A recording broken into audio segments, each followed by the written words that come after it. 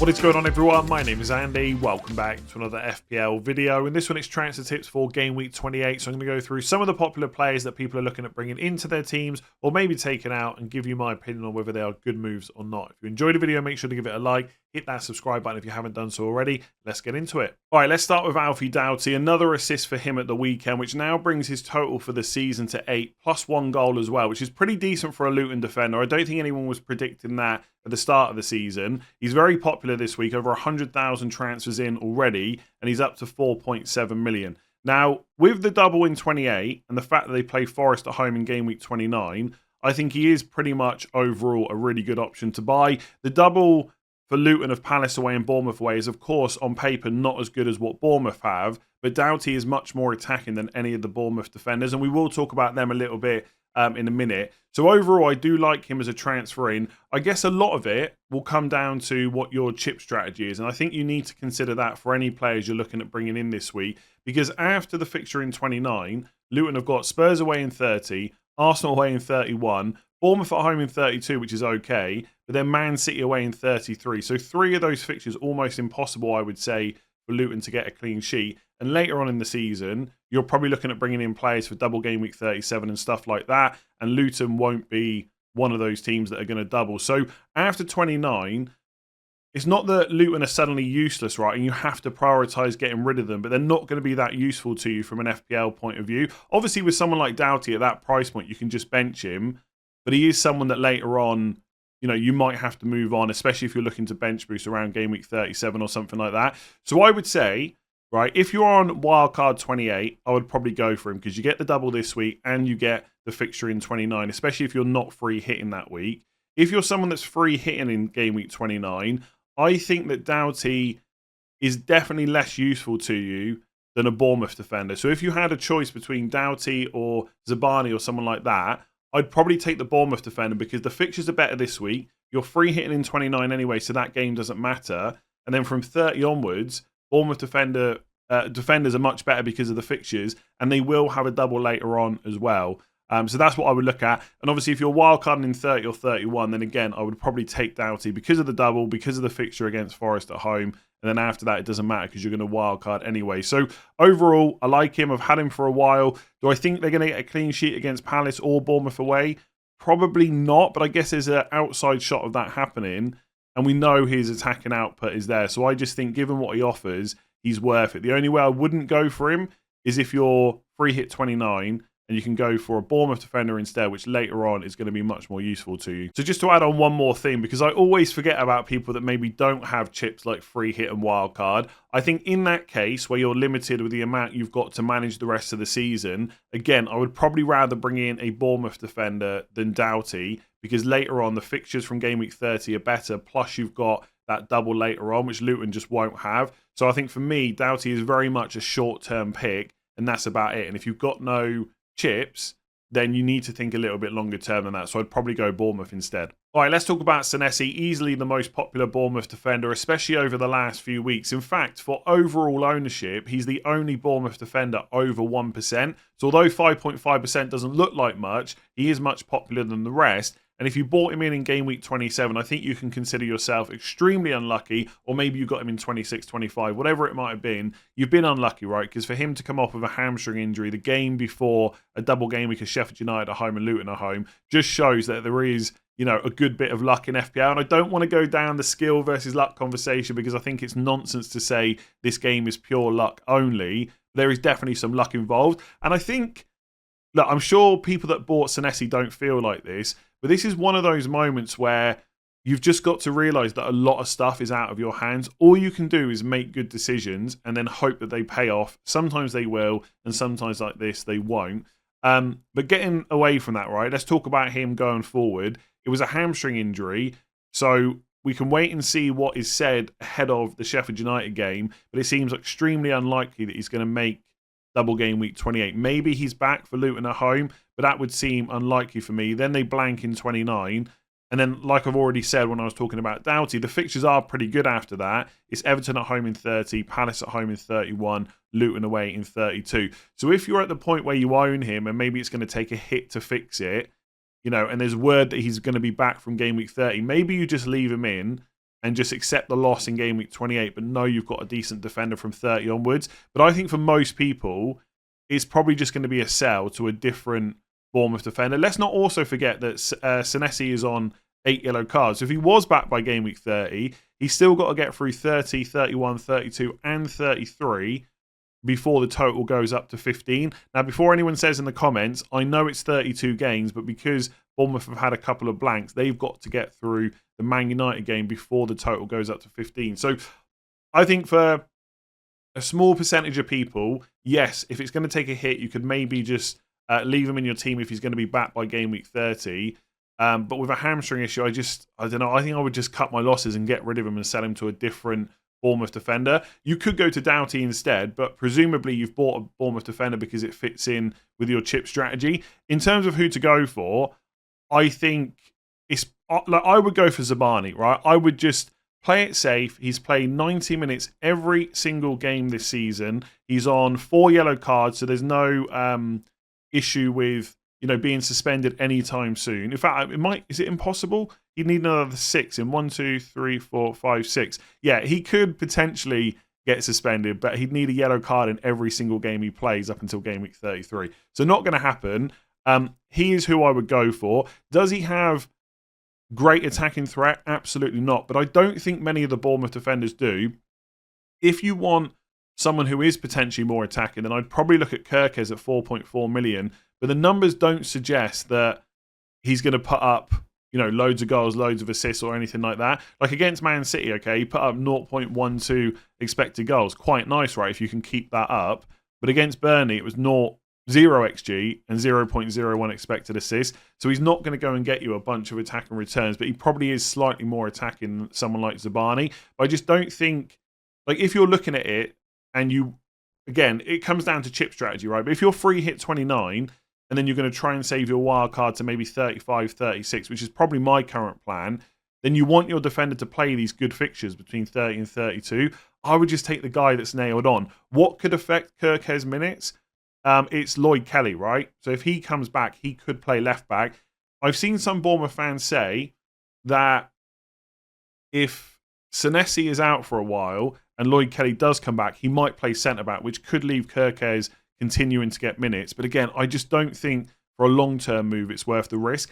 If you're on a chip strategy where you only really need the Bournemouth defender for game week 28, I'd probably take the risk on Kerkez instead. Longer term, I'd go for Zabani. Just to cover off Smith, he's nailed, as far as I know, as long as Max Aarons is out, and he's got a hamstring injury currently flagged as an unknown return date. But keep in mind that after game week 29, there's 2 weeks off for the international break before game week 30. So again, it all comes down to that long-term versus short-term move. What do you need your Bournemouth defender for? I mean, with someone like Smith, he's put up 0 XG all season, apparently. That can't be right. Okay, apparently 0 XG all season and 0.06 expected assists. These are not attacking defenders. That's why I said that Doughty, for a short-term pick, is probably slightly better because of that fixture in 29. I would just get Zabani. I think it's pretty simple. So I would, if I'm on a strategy where I'm free hit 29, I want a Bournemouth defender for the double and I need them for 30, 31 and 32, I would probably take the hit for Senesi to Zabani. And I just probably would ignore the rest. If you're going for a double up, then I'll go Kerkez.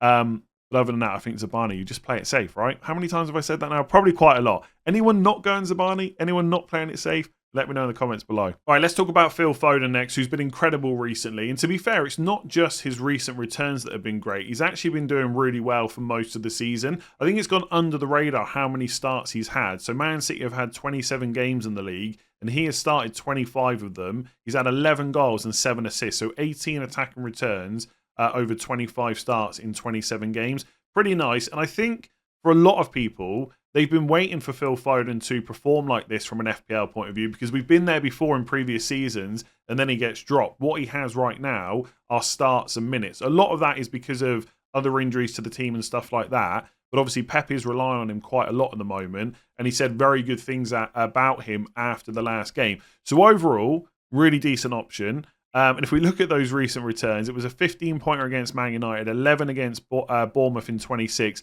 He did blank the 3 games before that, so both games in double game week 25 and Everton at home in 24. But of course, he had that 20-pointer against Brentford as well. So overall, quite ridiculous returns over the last 6 game weeks. Very good for the season. That being said, should over 100,000 of you have bought him in this week?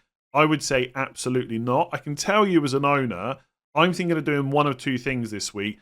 Maybe benching him or possibly selling him. Now, do I think he's a priority sell? You've got to get rid of him? Absolutely not. But I think bringing him in before Liverpool away and then a blank in 29 and then Arsenal at home in game week 30, it just feels a lot like a knee-jerk transfer where he's just got a 15-pointer against Man United. You've missed those points. You're annoyed you didn't get the 11-pointer against Bournemouth, and now he's coming in. I think it's the wrong time. You know, I know people will say to me, he can score against Liverpool, he can score against Arsenal. Of course he can, but it's going to be much more difficult than the games they've had recently. Like, going away to Anfield is not an easy game, even for Man City. It could be.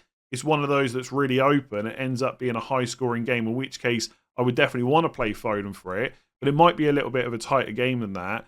And then you've got literally no fixture in game week 29. So I cannot see any reason to buy him this week. Even if you were wildcarding, you know, if you think about the other players you might want. So Palmer for the value, the penalties, the great fixtures from game week 30. Saka is obviously great too. You're probably going to want to put one Bournemouth or Luton midfielder on there for the double. And obviously with Luton, you've got the game in 29 as well. You know, Bowen, Son, Maddison, all playing game week 29 if you're not free hitting. I just think there's no space for Foden, so I can't really understand why people are bringing him in. Just on the selling part of that, look, I try and not be too persuaded by recent returns because he's done so well recently. And to be fair, over the season and the minutes have been good, there is part of me that thinks I should just hold on to him and reassess in game week 30 because the fixtures for Man City after Arsenal in game week 30 are Villa at home in 31, Palace away in 32, and then Luton at home in 33. All really good fixtures. And if you were dead ending into game week 34, maybe 34 itself is the game. Is the game week where you sell him to a different midfielder. Before that, there's probably no need to go out of your way and get rid of him. But if I didn't own him, I would just accept that I've missed the points and just move on. Right, reassess after the Arsenal game because that's not going to be easy either. So I don't think there's any chip strategy where I think it's a good week to buy Phil Foden. Like, I'd rather, like, even if you're free hitting in 29, right, and you want him long, I'd rather just go and get Son.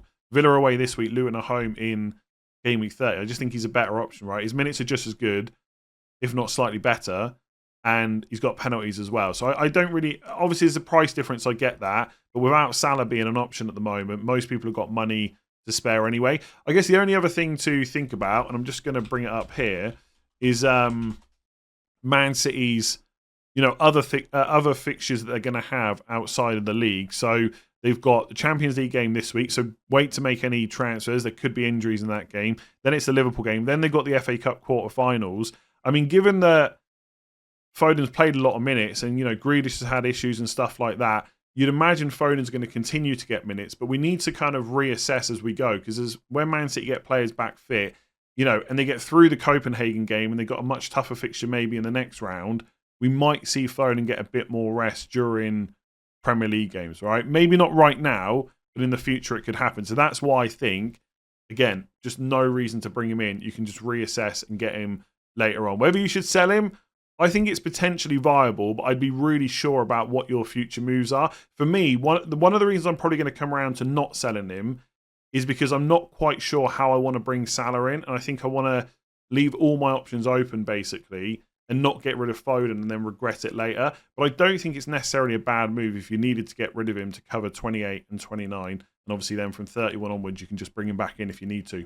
All right, let's stick to Man City and talk about Erling Haaland next. And fun fact, Phil Foden has actually outscored Erling Haaland so far this season, although obviously that is mostly due to the fact that Haaland was injured over Christmas. But still, it shows how good Foden has done so far. But anyway, we've talked about him already. Let's get back to Haaland. Nearly 50,000 transfers out so far this week, which probably seems crazy for one of the best FPL picks in the game. But I kind of get it, because once again, we go back to the Man City fixtures. Liverpool away this week, fairly tough. 29 blank, literally cannot punish you in game week 29. There's no fixture. And then Arsenal at home in game week 30 is not easy either. Although, Haaland at home, you'd bet on him most weeks, even against Arsenal, right? So it's not a great fixture. but I don't think it would be terrible to have to play him. But I still get why people are selling him, because they're trying to get through game week 29 without using chips, and they're going to wildcard in game weeks 30 or 31. And I think in that scenario, I don't want to say it makes sense to sell Haaland, because it very rarely does unless he's injured.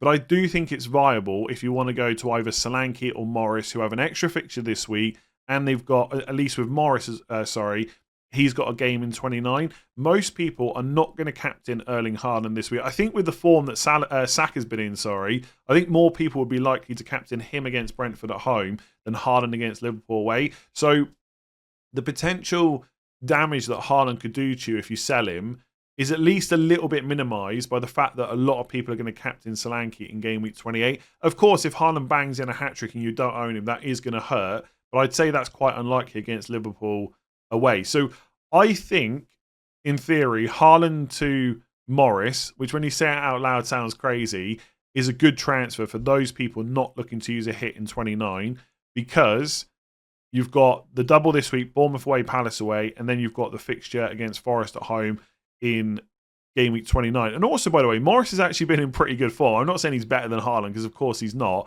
but he's had 7 returns, so 5 goals, 2 assists in the last 7 matches, so pretty decent. The only thing I would say is Haaland has gone up in price quite a bit, right? So it took a while at the start of the season for him to go up in price, but since people sold him and brought him back in, he's gone up quite quickly. Now, you can check how much you bought him for by going to the transfers page and then clicking list just above your team. And for me, I bought him at 14 million. So as soon as he was back available, I got him in, and he's now 14.5. So I can sell him for 14.2, which means if I sell him now and then he doesn't drop in price, it's going to cost me 0.3 million to buy him back. Now, if you've got the team value to do that, absolutely no issues. I think you take the potential points over the next couple of weeks from, your Luton, from either Morris or Solanke.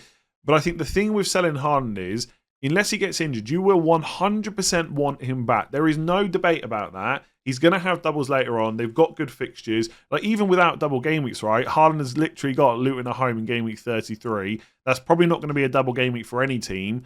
Are you going to want to go against that captaincy? Probably not. So I would, like I said, in theory, I think it's a good move. But I would think long and hard before you do it, because you will need him back. So 1, are you going to be able to afford it? And 2, what is your route to do that? Because if you're not wildcarding in 30 or 31, and you're looking to delay it until later on, then there's going to be other transfers to make, possibly for double game week 34. So it might get to a point where taking Haaland out now leads to more hits later on. So I don't think it's a bad transfer. I just think it's one of those that needs a lot of thought before you do it. All right, let's talk about Marcus Tavernier next. And in general, I just want to talk about Bournemouth midfielders, because some of you might be looking to bring one in this week because they're cheap. They've got a nice double game week, and that money saved could enable a better move later on. So, for example, for me, if I was to do Bruno Fernandes or Foden, the Tavernier, or someone even cheaper from the Bournemouth midfielders, it would allow me to get Salah in one move in game week 30 if he's back fit. So it is something that I'm considering.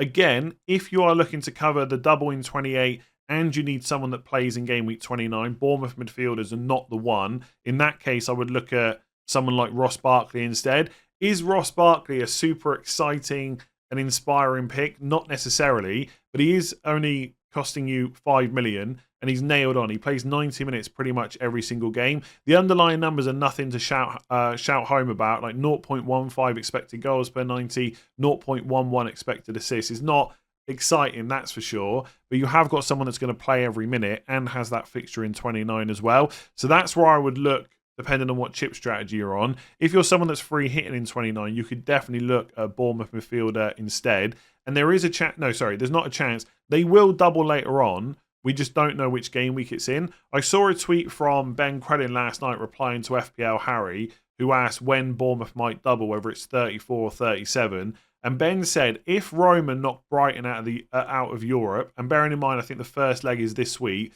I think it's 75% likely to move to game week 37. Otherwise, so if Brighton knock Roma out, it's 90% likely to move to game week 34. So before you make any moves, maybe wait and see what happens between Roma and Brighton in the first leg. Because if Brighton have a healthy lead going into the second leg, Ben reckons there's way more chance that Bournemouth double in 34. In which case, having a Bournemouth midfielder for a great double this week and then not a guarantee, but a likely double later on in 34 before maybe you wildcard or something like that could be beneficial. But again, it is going to come down to chip strategy and stuff like that. Getting back to Tavernier as a pick in his own right, his numbers aren't that exciting, not that much better than Ross Barkley, but he is a little bit more attacking, and his minutes are probably the best in that Bournemouth team. If we look at what he's had recently, so it was 90 minutes against Burnley, 67 against City, 90 against Newcastle, 68 against Fulham. There's not many games where he hasn't started recently. So Forest at home in 23, he didn't play. But before that, it was back in game week 15 where he missed a game. So he is getting a lot of starts in that Bournemouth team. The only thing I would say, right, and you can go and check out a great thread on Twitter by FPL Schofield, who's a Bournemouth fan, and talked about this. There's a lot of Bournemouth fans that seem to want him dropped. Now, I can't really comment on that. I'm not going to sit here and pretend I've watched Bournemouth week in, week out for 90 minutes. But there's a lot of kind of clamour for him to be dropped for maybe Sinistera or someone like that instead. Now, what fans want and what happens doesn't always correlate. But maybe if the performances aren't there, that is something to be potentially worried about. But as a non-Bournemouth fan and someone that hasn't, seen all those performances week in, week out for the whole season, I would look at it and say he's played quite a lot, right? And a lot of 90 minutes in there. There's maybe not too much to worry about. And if you're going to take a punt on a 5.4 million midfielder, he probably is the one. Because most people have got 8 attackers at the moment anyway. So you take the punt for the double, you hold him for that potential double in 34 later on. And for most weeks in between, you just bench him anyway. And I think the point to be made maybe is that, can I guarantee that Tavernier plays 80 to 90 minutes every single week from now until you don't need him anymore? No. But can you guarantee that from any other Bournemouth midfielder that's worth looking at?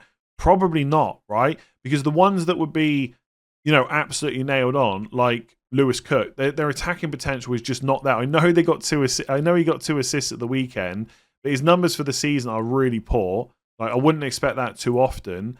And it's similar with someone like Christie as well. The underlying numbers, you just look at them here, they're just really bad, right? Then it's not that Tavernier or Cliver are miles ahead, but they are ahead, right? So I just wouldn't look at any absolutely nailed on Bournemouth midfielders. Tavernier is probably the one. Cliver, I don't think he's a complete avoid, because he's only 4.6 million. So that enables even more over someone like Tavernier. But his minutes are a little bit more sporadic. Like, he has started the last 3 matches, but he very rarely makes it past 75 or 80 minutes. And I think, in fact, he's never made it past 80 minutes, and he doesn't always start. So again, it would just be taking a punt to then have on your bench later on. And I don't think that's the worst move in the world, but I think if you can afford it and it doesn't affect your future plans too much, Tavernier is probably the one that I would go for, even though some fans think he should be dropped. For me, I'm probably, as it stands, not going to go for a Bournemouth or a Luton midfielder as someone that's free hitting in 29, because from 30 onwards, I'm not quite sure which midfielders I want in my team, and I don't know if I'm prepared to sell any of them now on what could just come down to being a punt. I'd rather make that decision later on, because by game week 30, not guaranteed, but hopefully we will know the fixtures for double game week 34, and then we can make more informed decisions. So as a punt, I like Tavernier. I don't hate Cliver either, but I think that's even more punty than Tavernier. But if you need someone that plays in 29, I would just go for Barkley instead. And make sure you check out that thread on Twitter from FPL Schofield. Very insightful. So this is going to be the third and final Man City player that we talk about in this video, and it's Kevin De Bruyne, who was super popular when he first came back from injury, but has now fallen out of favour a little bit with FPL managers, been sold by over 120,000 already this week. And I think out of the 3 players we've talked about, Haaland, Foden and De Bruyne, I think De Bruyne is the easiest sell out of the lot. I mean, Haaland you will definitely want back, right? And he's going to be someone that when fit, you're going to keep for most of the season. And Foden is just better value, right? He's over 2 million less than De Bruyne.